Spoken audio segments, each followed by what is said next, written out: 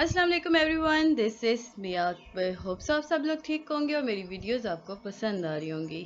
आज ही हम लोग ISL 202 का लेक्चर नंबर 28 पढ़ रहे हैं, जो कि है जी इस्लामिक कॉन्सेप्ट ऑफ नॉलेज और एजुकेशन। 27 तक हम कंप्लीट कर चुके हैं। मुझे उम्मीद है कि आपको हर चीज़ समझ आ रही होगी।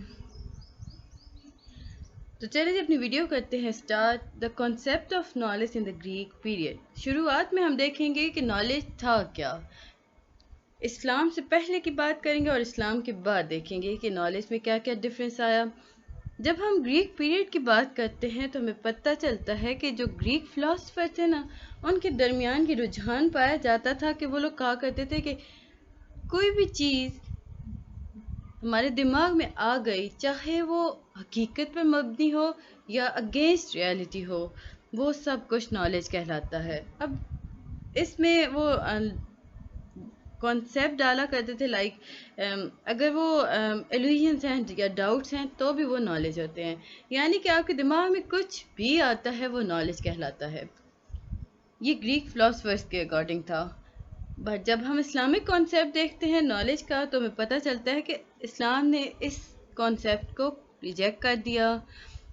इस्लाम के अगर हम देखते हैं तो उसने इस्लाम के अंदर ना इग्नोरेंस, इल्यूजन्स और डाउट को निकाल दिया गया।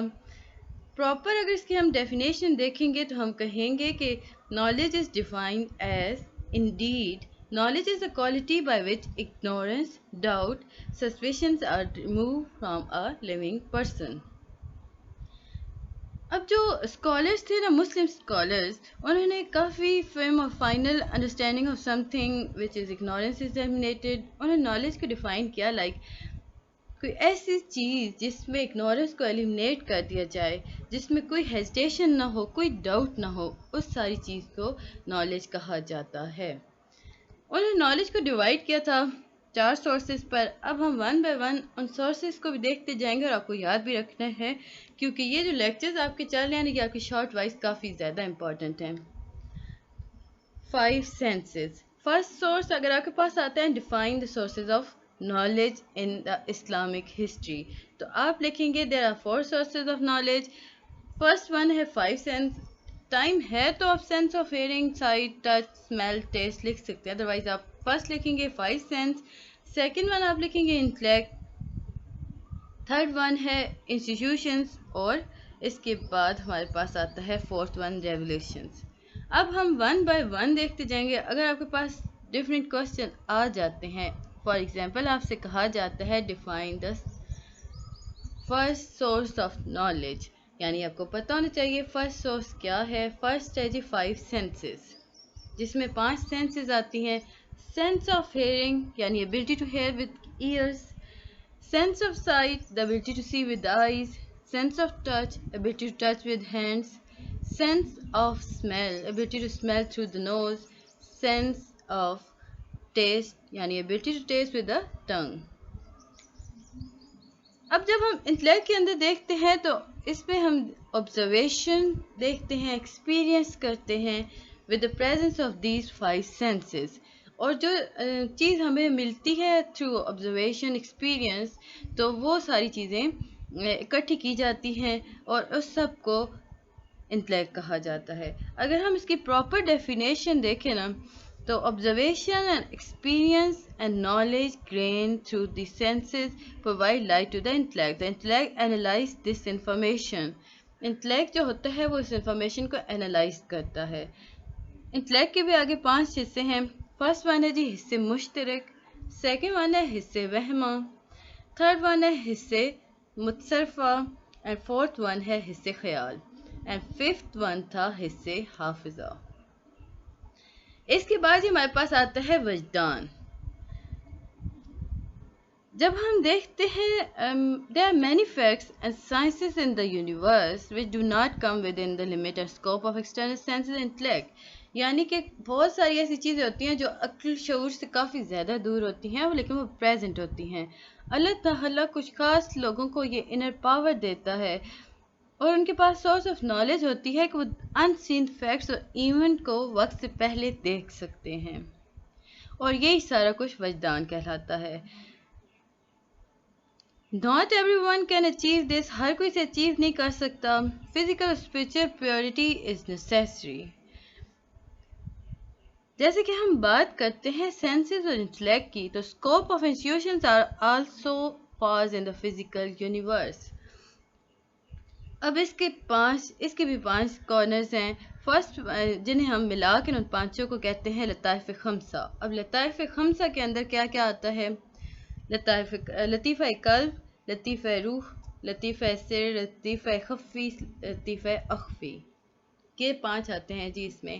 اس کے بعد ہم دیکھتے ہیں ریولوشن. یعنی کہ اب کہہ سکتے ہیں ریولیشن کے اندر سوری گائز یہ ریولیشن تھا، میں ریولیوشن کہہ گئی تھی، ریولیشن ہے. تو the knowledge obtained from these from 3 sources is indefined. یعنی کہ ہم اگر بات کرتے ہیں نالج کی، جو فرسٹ 3 سورسز ہیں وہ انڈیفائنڈ تھے. ہر کوئی جتنی بھی تھی نا ان کے اندر لمیٹڈ اسکوپ تھا اور پرون ٹو ایرر تھی. اب جو نالج ریولیشن کے تھرو آتی ہے یہ ڈیفینیٹ نالج ہوتی ہے، جس میں کوئی بھی غلطی یا شک کی گنجائش نہیں ہوتی.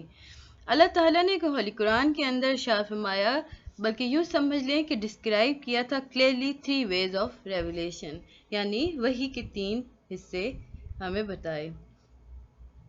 اب یہ پوری آیت ہے، یہ آپ لوگ کے لیے اتنی امپورٹنٹ نہیں تھی. اس کے بعد ہم دیکھتے ہیں ریولیشن ٹو ہارٹ، یعنی کہ آپ کے دل سے ڈائریکٹ. اب اس میں کیا ہوتا ہے؟ Directly speaking into the heart of prophet. This can happen both in waking state and in dream state. اب نبیوں کے دل میں ڈائریکٹلی جو خیال ڈال دیا جاتا ہے نا، دیٹ از وہی. لائک اگر وہ جاگ رہے ہیں تو بھی انہیں ایک اسے کہتے ہیں کچھ اسپیسیفک ورڈ ہوتا ہے، تو بھی ان پہ نزول ہو رہا ہوتا ہے وہی کا، اور سوتے ہوئے بھی ہو رہا ہوتا ہے. سیکنڈ ون ہے جی ڈائریکٹ ریولیشن فرام گاڈ. جو ڈائریکٹ اسپیچ آف اللہ ہے like to his prophet such as he said to prophet on the night of ascension and to Musa on Mount Sinai, یعنی طور سینا. اب جب اللہ تعالیٰ ڈائریکٹلی بات کرتا ہے نا اپنے نبی سے، تو اسے ہم کہتے ہیں direct revelation from God. Like دیکھیں نبی پاک صلی اللہ علیہ وآلہ وسلم جب معراج کے سفر پہ گئے تھے تو ڈائریکٹلی بات کی گئی تھی. حضرت موسیٰ جب طور سینا یعنی ماؤنٹ سینا کے اوپر جایا کرتے تھے تو وہ ڈائریکٹلی اللہ پاک سے بات کیا کرتے تھے. اور تھرڈ ون ہے تھرو اینجل. اب یہاں پہ دیکھا جاتا ہے کہ فرشتے بھیجے جاتے ہیں وحی کے لیے. اب یہ جو فرشتے ہوتے ہیں نا، یہ کبھی کبھی نظر نہیں آتے، صرف ان کی آواز سنائی دیتی ہے. کبھی ایسا ہوتا ہے کہ یہ انسانی روپ میں آ جاتے ہیں، انسانی شکل کے اندر آ جاتے ہیں، اور کبھی کبھار ایسا ہوتا ہے کہ وہ اپنے اوریجنل فارم کے اندر آتے ہیں. اور یاد رکھیے گا یہ تینوں حصے سمپل صرف اور صرف پروفٹس پر آتے ہیں. اور سمپل یا صاف دیکھا جائے لفظ میں بات کی جائے تو یہ سمپل پروفٹس کو ہی نظر آتے ہیں. اس کے بعد ہی ہم بات کرتے ہیں امپورٹنس آف نالج ان اسلام. ہم جب اسلام کے اندر دیکھتے ہیں تو ہمیں پتہ چلتا ہے کہ اسلام نے کافی زیادہ زور دیا ہے تعلیم پر، نالج پر، اور کسی مذہب میں ہمیں ایسا کچھ بھی نہیں مل رہا ہوتا. اب دیکھیں جب ہم امپورٹنس آف نالج کی بات کرتے ہیں نا تو ہمیں پتہ چلتا ہے فرسٹ وحی کے اندر ہی اللہ تعالیٰ نے نبی پاک صلی اللہ علیہ وآلہ وسلم کو انکریج کیا تھا کہ وہ ایکوائزیشن آف نالج کریں، یعنی کہ وہ نالج کو حاصل کریں. اسی طرح قرآن کے اندر کافی زیادہ امپورٹنٹ یا یوں کہہ لیں کہ نالج کے بارے میں کافی امپورٹنس اور ایکسیلنس ہے. Like Allah will raise those in rank who believe from among us you and who are given knowledge. The scholar are the heirs of the prophet. جو اسکالر ہوتے ہیں وہ نبی کی وراثت، مطلب ان کے پاس ورثہ ہوتا ہے. اس کے بعد ہی ہمارے پاس ہے حدیث. ہم اگر اکارڈنگ ٹو نہیں ابھی ہم حدیث پہ نہیں آئے ابھی تک، ابھی قرآن پاک کے اندر ہی دیکھ رہے ہیں importance of seeking knowledge in Islam. اگر آپ کے پاس آتا ہے جی define importance of seeking knowledge in Islam with any verses یا ود ون ورسز، تو آپ لکھ لیں simple. So ask the people of the message if you don't know یا if you do not know. whoever take a path to gain knowledge of religion, Allah guides him to the path of paradise. اب ہم ایک حدیث بھی دیکھ لیں، یہ بھی حدیث ہی تھی ہمارے پاس، ترمذی کی حدیث ہے. ابن ماجہ کے اندر ہے کہ acquiring knowledge is obligatory for every Muslim, like male and female. اب اگر ہم بات کرتے ہیں امپورٹنس آف ٹیچنگ نالج یعنی ایجوکیشن کی، تو ایجوکیشن کا مطلب ہمارے پاس آتا ہے to teach someone knowledge, یعنی کسی کو کچھ پڑھا دینا، علم دینا، اس کا knowledge. Just as it is important to learn knowledge, it is also important to teach it to others. اگر ہم بات کرتے ہیں کہ امپورٹنٹ ٹو نالج کے بارے میں کہ پڑھنا بہت ضروری ہے، علم حاصل کرنا بہت ضروری ہے، لیکن آن دا ادر ہینڈ علم دوسروں تک پہنچانا بھی بہت ضروری ہے. اللہ یا یوں کہہ لیں کہ one of the duties of prophethood is that he, peace be upon him, teach people the book and wisdom. The hadith says, I was sent as a teacher. نبی پاک صلی اللہ علیہ وآلہ وسلم نے ارشاد فرمایا تھا کہ مجھے استاد بنا کے، معلم بنا کے بھیجا گیا ہے. اب یہاں پہ ہمارے پاس ایک قصہ ہے جی حضرت معاذ کا. جب نبی پاک صلی اللہ علیہ وآلہ وسلم نے حضرت معاذ کو یمن بھیجا تو آپ صلی اللہ علیہ وآلہ وسلم نے انہیں حکم دیا یا ارشاد فرمایا تھا کہ اگر if Allah guides a person through you, he is better for you than the word. In this way, the Prophet said, he who guides the goodness in reward is like the one who does good. یعنی کہ اس میں کہا یہ گیا تھا کہ اگر اللہ تعالیٰ کسی کو بہتری کی طرف لاتا ہے تو وہ بہتر انسان ہی ہوگا. تو یہ ساری باتیں اس میں تھیں. اس کے بعد ہم ماڈیول 3 کی طرف چل رہے ہیں. Status of different kind of knowledge in Islamic perspective. کتنی ٹائپ ہے نالج کی؟ یاد رکھیے گا 2. فرسٹ ون ہے یوزفل نالج، سیکنڈ ون ہے یوز لیس نالج. اب ہم دیکھتے ہیں کہ یوزفل نالج ہے کیا. According to Islamic concept of knowledge, any knowledge that is useful in this world or in the hereafter is beneficial for the possessor of knowledge and other creatures. یعنی کہ sorry for this، یعنی کہ وہ knowledge جو کہ جو کہ آپ کی زندگی کے اندر آپ کو فائدہ دے اور آپ کو مرنے کے بعد بھی آپ کو فائدہ دے، وہ یوزفل نالج ہوتی ہے. اگر ہم بات کرتے ہیں ایسی نالج کی تو یہ قرآن اور حدیث کے اندر مینشن ہوں گی. مطلب ہمیں بتایا گیا کہ جو نالج ہمارے لیے اچھی ہوتی ہیں وہ کتنی فائدہ مند ہیں، وہ ساری باتیں، اور آخرت میں ہمارے کیسے کام آئیں گی، وہ ساری پروسیس بتایا گیا ہے. اب جب the prophet peace be upon him prayed to Allah Almighty for beneficial knowledge in this world، نبی پاک صلی اللہ علیہ وآلہ وسلم نے اللہ سے اچھی نالج کی یا یوزفل نالج کی دعا کچھ یوں مانگی تھی کہ او اللہ I ask you for beneficial knowledge، اے میرے رب میں آپ سے یوزفل نالج یا بینیفیشل نالج کی درخواست کرتا ہوں. Pure sustenance and acceptable actions in the sight of Allah. اب دیکھتے ہیں کہ بینیفیشل نالج میں کیا کیا چیزیں آتی ہیں. Beneficial knowledge include all the beneficial religious and worldly sciences. Like آپ اس میں religious تعلیم کی بات بھی کر سکتے ہیں، worldly sciences کی بھی بات کر سکتے ہیں، یعنی سائنس کے اکارڈنگ بات کر سکتے ہیں.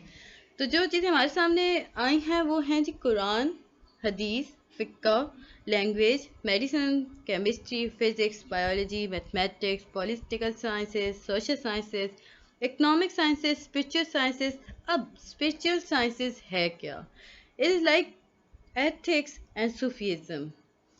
اللہ Almighty has described an attribute of his righteous servant in the Quran. اللہ تعالیٰ نے اپنے نیک لوگوں کے خصوصیات بتاتے ہوئے قرآن میں ارشاد فرمایا تھا give thought to the creation of the heaven and earth. اللہ تعالیٰ نے سوچنے کی طاقت دیتا ہے کہ کس طرح کریٹ کی گئی دنیا اور جنت. یوزفل نالج، یوز لیس نالج. سیکنڈ ہے جی ہمارے پاس یوز لیس نالج.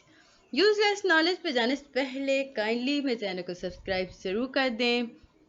ویڈیو پسند آ رہی ہے تو لائک کر دیں، نہیں پسند آ رہی تو ڈس لائک کر دیں. کوئی چیز مسئلہ کر رہی ہے تو پوچھ لیں. اب یوز لیس نالج کیا ہے؟ ایسی نالج جو ہارمفل ہو اسے یوز لیس نالج کہا جاتا ہے. لائک وہ مطلب ہارمفل بھی ہو یا یوں کہہ لیں کہ وہ آنر کے کسی کام کی نہ ہو، نہ کسی اگر دین کے حساب سے دیکھا جائے تو بھی اس میں کوئی اس کا لینا دینا نہ ہو، دنیا کے لیے بھی وہ کسی کام کی نہ ہو، تو وہ ساری نالج یوز لیس نالج کہلائی جاتی ہیں، اور ایسی نالج کو کنڈیم کیا گیا ہے بائی شریعت. اور نبی پاک صلی اللہ علیہ وآلہ وسلم نے ایسی نالج سے پناہ مانگی ہے جو فائدہ نہ پہنچائے. اب وہ کون کون سی نالج ہیں ہم وہ دیکھ لیتے ہیں. اب these sciences include knowledge of magic, جادو لائک اگر آپ لوگ میجک کر رہے ہیں دیٹ سینس کہ آپ کسی کو نقصان پہنچانا چاہتے ہیں تو یہ منع ہے. نالج آف تلسمات کی نالج بھی منع ہے. سائنس آف اسٹرالوجی، اچھا سائنس آف اسٹرالوجی کو کیوں منع کیا گیا؟ اس سے پہلے میں آپ کو بتا دوں کہ میجک کو کیوں منع کیا گیا تھا. جو پیپل آف بنی اسرائیل تھے نا، وہ جادو سیکھا کرتے تھے فار انٹینشن آف ہارمنگ ادرس، یعنی دوسرے کو نقصان پہنچانے کے لیے جادو سیکھا کرتے تھے. اسلام نے اسے منع کر دیا. اسٹرالوجی کو اس لیے منع کیا گیا کہ دیکھیں اسکالر جو ہوتے ہیں نا اس کے تھرو پریڈکٹ کرتے ہیں فیوچر کو، یعنی کہ وہ ستاروں کا حال دیکھ کے بتا رہے ہوتے ہیں کہ آپ کے ساتھ یہ ہونے والا ہے آنے والے وقت میں. تو اللہ تعالیٰ نے اسے ناپسند فرمایا اور منع فرمایا ہے. اس کے بعد ہے جی ہمارے پاس Islamic view of women's education. Before Islam ہم لوگ شروع میں دیکھتے آ رہے ہیں کہ اسلام سے پہلے عورتوں کے حالات کیا تھے، انہیں کتنا برے طریقے سے ٹریٹ کیا جاتا تھا. عورتوں کو اسلام سے پہلے، اور اگر ہم بات کرتے ہیں شادی سے پہلے، باپ کی جائیداد سمجھا جاتا تھا اور شادی کے بعد شوہر کی جائیداد سمجھا جاتا تھا. یوں سمجھ لیں کہ وہ حکمران بن کے رہا کرتے تھے عورتوں پر. عورتوں کی کوئی پرسنل لائف نہیں تھی، کوئی پرسنل رائٹس نہیں تھے. انہیں مطلب تعلیم دینا تو دور کی بات ہے، انہیں زندہ دفن کر دیا جاتا تھا. ایسی سچویشن میں اسلام نے نا عورتوں کو کافی زیادہ رسپیکٹ دی، اور رائٹس کے ساتھ ساتھ عورتوں کو ایجوکیشن کا بھی رائٹ دیا. ہم قرآن کے اندر، قرآن پاک کے اندر، ڈفرینٹ حدیث کے اندر دیکھتے ہیں کہ عورتوں کی تعلیم پر کافی زیادہ زور ملا ہے. لیکن یہاں پہ ایک بات ہمیں بتائی گئی کہ ایک لفظ یوز کیا گیا میسکولائن، یعنی کہ both men and womens. Like دیکھیں یہاں کہا گیا نا این اسٹیبلش پریئر، یہاں نہیں پتا کہ عورت کو کہا جا رہا ہے مرد کو کہا جا رہا ہے. تو یہ جو لائن تھی نا، یہ ایک جو ورس ہے نا، یہ لائک میسکولائنز ہیں، میسکولائن فارم کے اندر یہ ورس ہے، لائک یہ دونوں کے لیے ہے، for both men and women.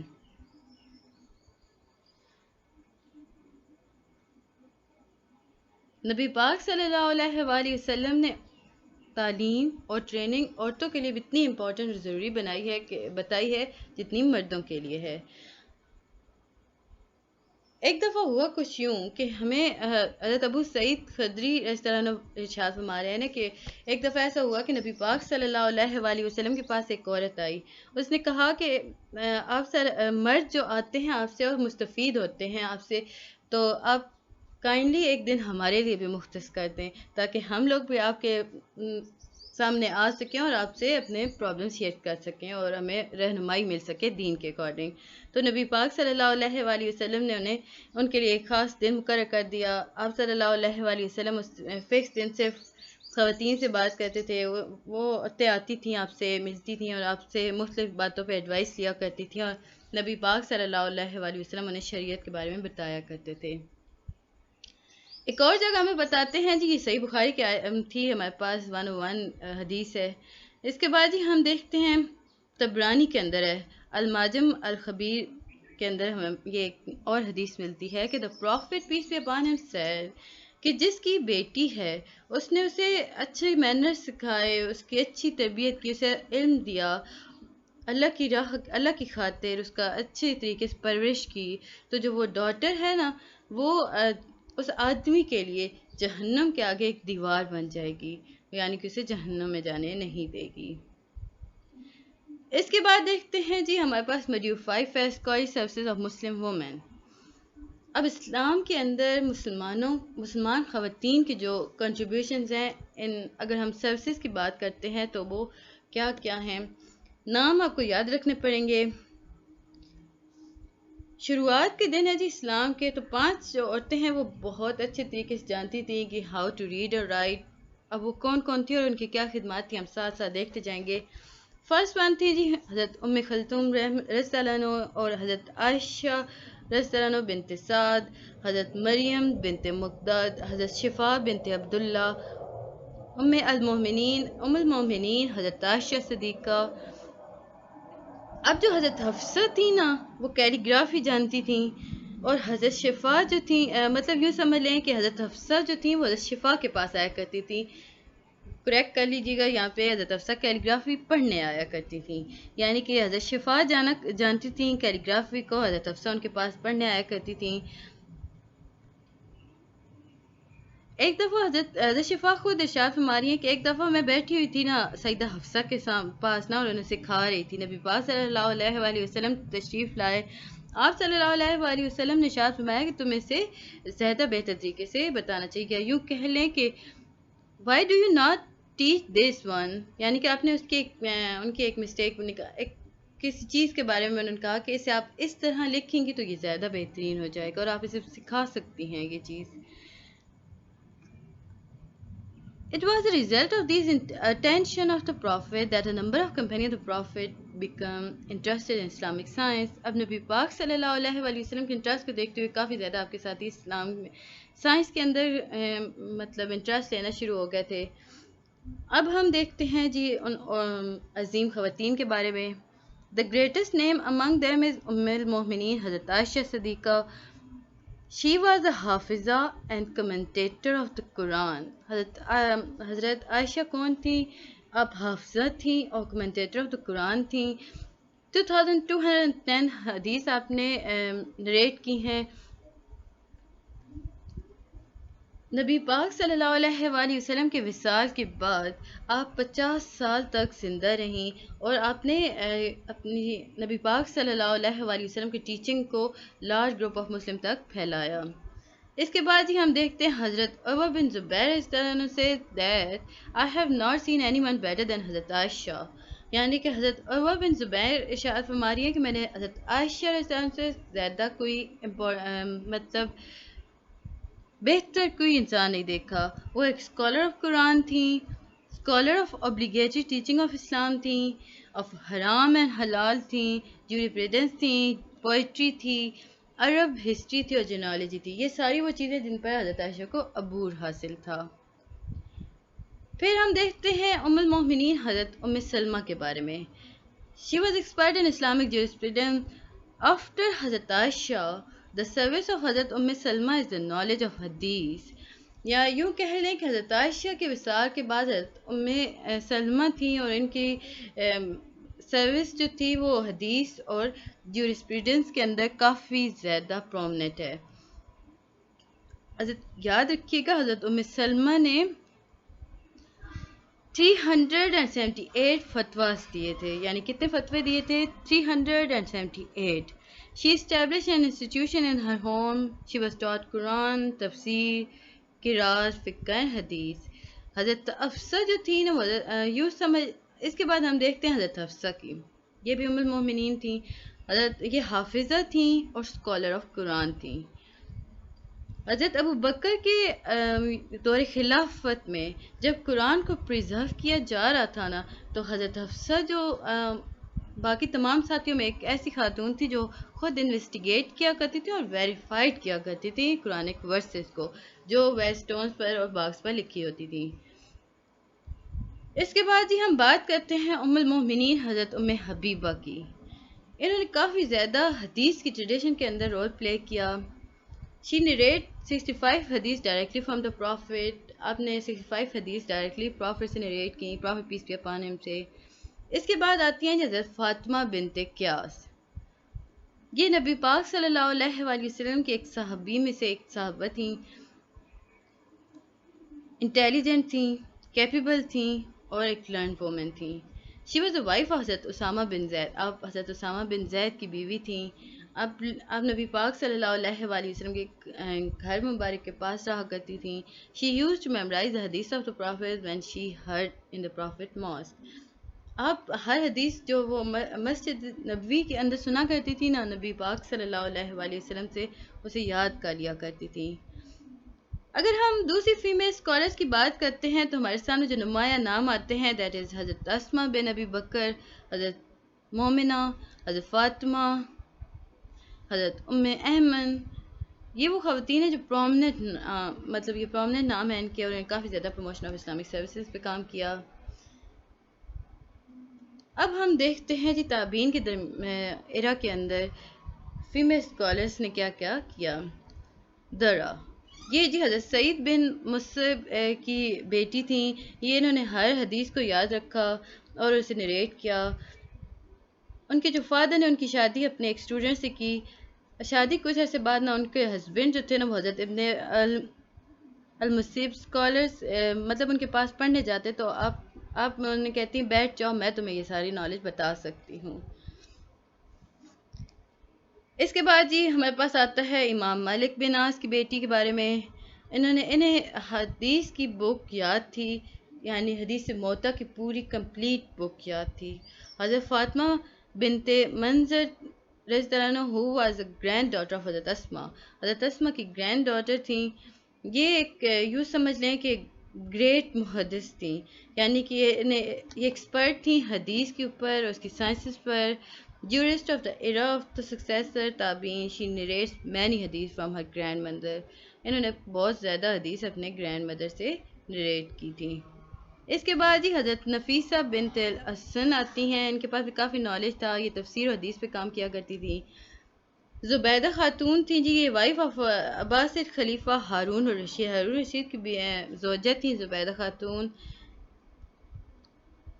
gave free time to more than 100 of her slaves only to study the Holy Quran۔ یہ کافی زیادہ ٹائم دیا کرتی تھی اپنے غلاموں کو تاکہ وہ تعلیم حاصل کریں، علم حاصل کر سکیں اپنے قرآن کے اندر۔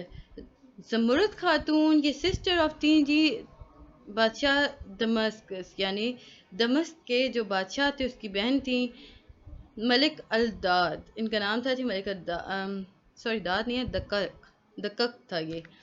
has established a seminary for the education of women under the name of مدرسہ الخاتونیہ البرانیہ، یعنی کہ انہوں نے ایک مدرسہ بنایا تھا جس کا نام الخاتونیہ برانیہ رکھا تھا، اور اس میں وہ عورتوں کو پڑھایا کرتی تھیں۔ اس کے بعد ہے جی مریم the wife of سلطان الملک مظفر of یمن، یمن کے جو بادشاہ تھا نا ان کی بیوی تھی مریم۔ انہوں نے بھی ایک سیمینار کریٹ کیا تھا جس میں، یا یوں سمجھ لیں ایک ایسا مدرسہ بنایا تھا جس میں وہ غریبوں اور آرفن لڑکیوں کو پڑھایا کرتی تھیں۔ اس کے بعد یہ آتا ہے فاطمہ بنت محمد Samarqandi was very famous in حنفی جیوسپریزم۔ حنفی جیوسپریزم کے اندر فاطمہ بنت محمد سمرقندی کا نام آتا ہے۔ آپ کے فادر جورسٹ تھے، کافی famous. whenever a petition come he could consult his daughter۔ اب ہوتا کچھ یوں تھا، جب کوئی مسئلہ آتا تھا تو آپ اپنی بیٹی سے کنسلٹ کیا کرتے تھے اور پریپیئر کیا کرتے تھے لیٹر جس پہ سائن ہوتے تھے دونوں کے۔ تو یہ تھا جی ہمارا لیکچر۔ اس کے بعد اس میں اتنا کچھ بھی نہیں تھا۔ اچھا ہاں، یہاں پہ تھوڑا سا امپورٹنٹ تھا، وہ رہ گیا تھا میرے سے۔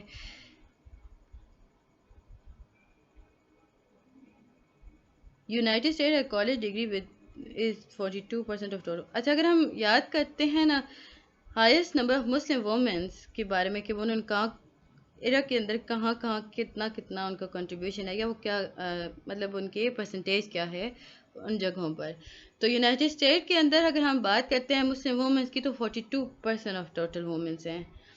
29% total American women had a college degree. لیکن اگر ہم بات کرتے ہیں نا امریکن وومنس کی تو ان میں سمپل 29% وومنس ایسی ہیں جن کے پاس کالج ڈگری ہے۔ بس یہ تھا ہمارا لیکچر نمبر 28۔ مجھے امید ہے کہ آپ کو سمجھ آیا ہوگا۔ ملتے ہیں نیکسٹ ویڈیو میں، تب تک کے لیے اللہ حافظ۔